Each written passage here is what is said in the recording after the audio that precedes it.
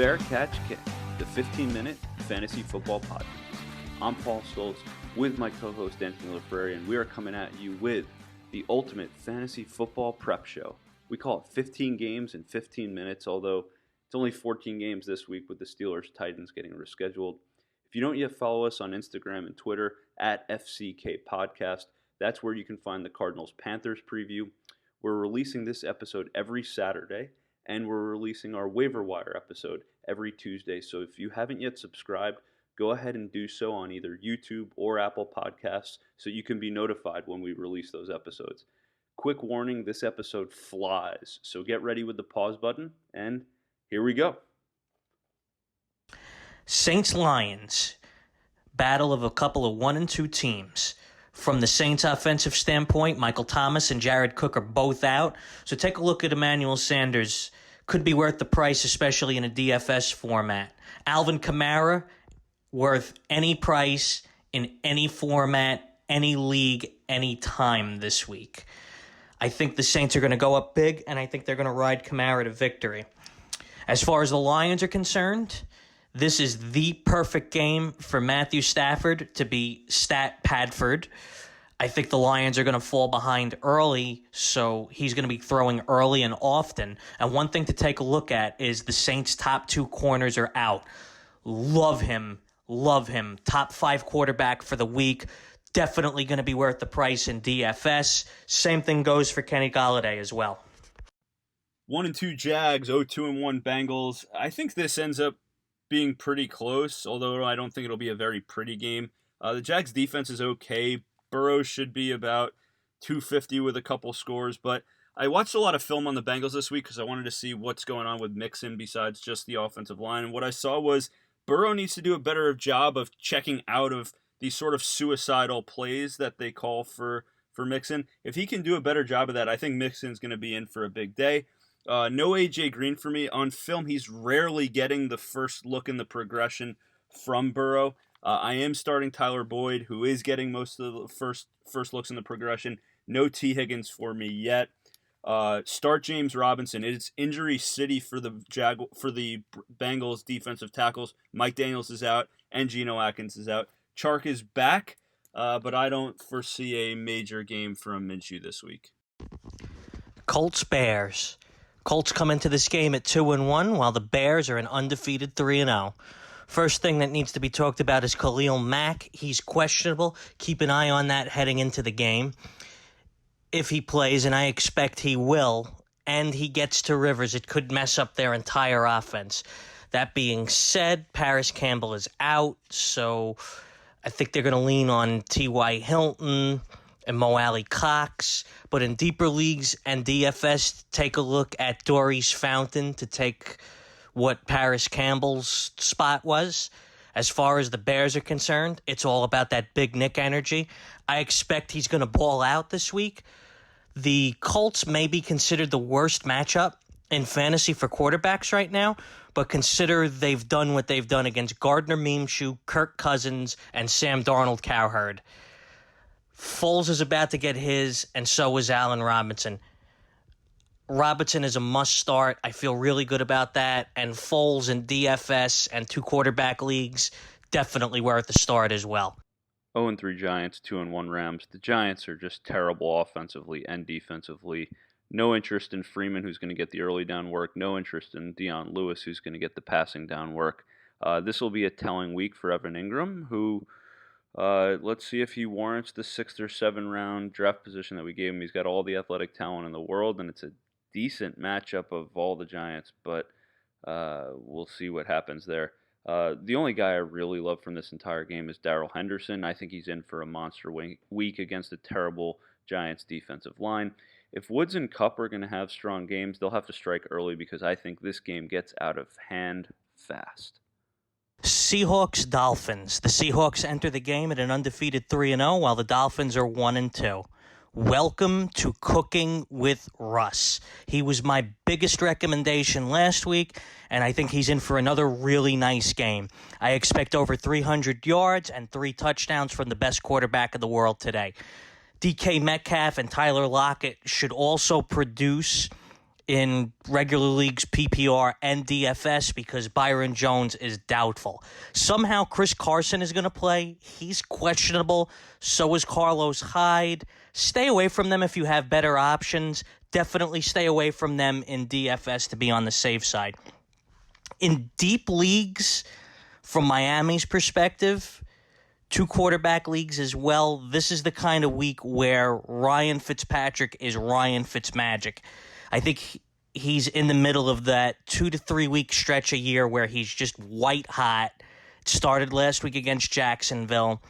He's going to have to try and keep up with Russ, and to his benefit, Seattle's defense is suspect right now.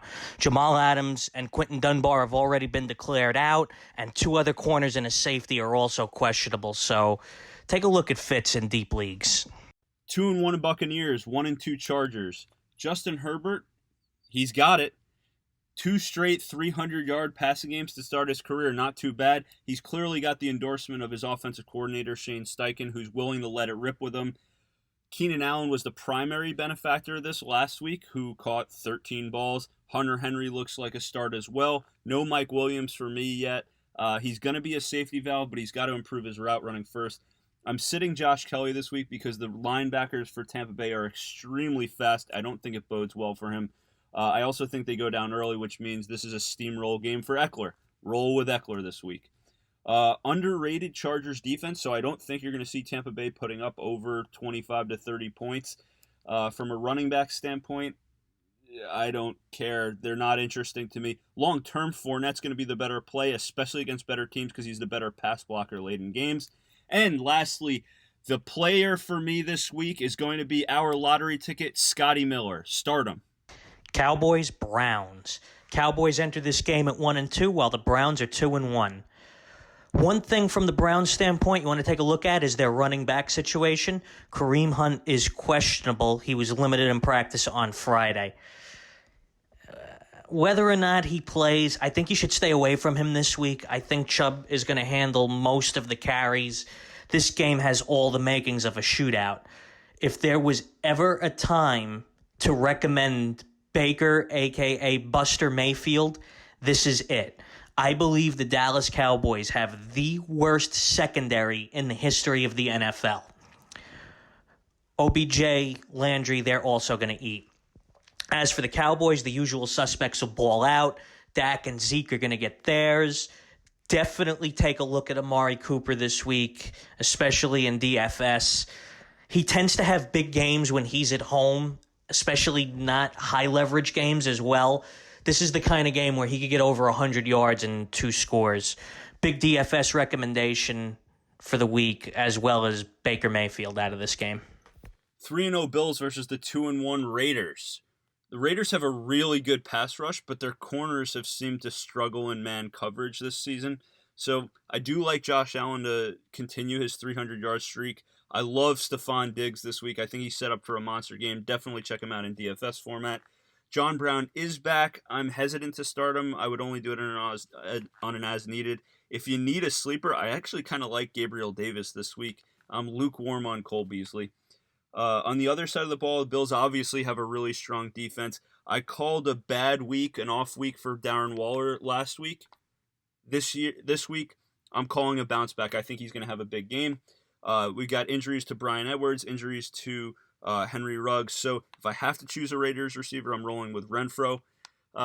Josh Jacobs has the most missed tackles forced since 2019. Still like him in this game. Don't love him for a DFS format. 0-3 Vikings, 0-3 Texans. The Vikings are without their number 2 corner, Mike Hughes, so this should be a game for Deshaun Watson. I'm starting Cooks. I'm starting Fuller. No Randall Cobb for me. I think this is going to be a lot of deep balls. Give me David Johnson. I think he should have a good week this week. The Texans' run D stinks. If the Vikings stick with Dalvin Cook, he should go for 150 plus. If not, they're going to force Cousins to hold the ball too long, and we're going to see what we saw out of the Vikings in week 1 and week 2. regression week for Jefferson. I prefer Thielen because the pass rush is still pretty good for the Texans, so it should make way for shorter routes. Patriots, Chiefs. This could be the best game of the weekend with Patriots coming into it at 2-1 and the Chiefs being 3-0. Chris Jones is questionable heading into this game. He's been limited in practice all week, so who knows if he's going to play. If he's out, it could be a good week for Patriot running backs, but I don't know. I'm not a big fan, really, of any of them, especially Sony Michel is questionable. J.J. Taylor could be a surprise, but if Jones is playing, stay away from all of them. I like Cam, obviously. He's going to have to make things happen to keep New England in the game. Chiefs' offense is just unstoppable right now. That being said, the only one I'm not sure I would recommend, ironically, is Tyreek Hill. Bill Belichick likes to take away the biggest threat from the other team, and that's clearly Tyreek Hill. So he could draw Stephon Gilmore all game. So maybe stay away from him for a week in DFS. If you own him, though, in regular fantasy, obviously he's a must-start. Kelsey, Mecole Hardman, they're worth starts. They're worth looks in DFS. Obviously, Paul would never forgive me if I didn't recommend Clyde Edwards-Helaire. I think there's going to be some points in this game. If you've got anyone on the Chiefs, though, definitely worth a start. Just exercise a little bit of caution in Tyreek Hill and DFS. 0-2-1 Eagles versus the 2-1 49ers. There's a lot of injuries to go over in this game, so we're going to start with the 49ers first.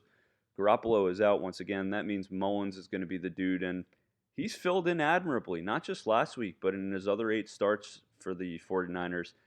In fact, he's got the 3rd most passing yards of all time through his first 9 games, so not a bad filler, especially if you need somebody in place of Roethlisberger this week.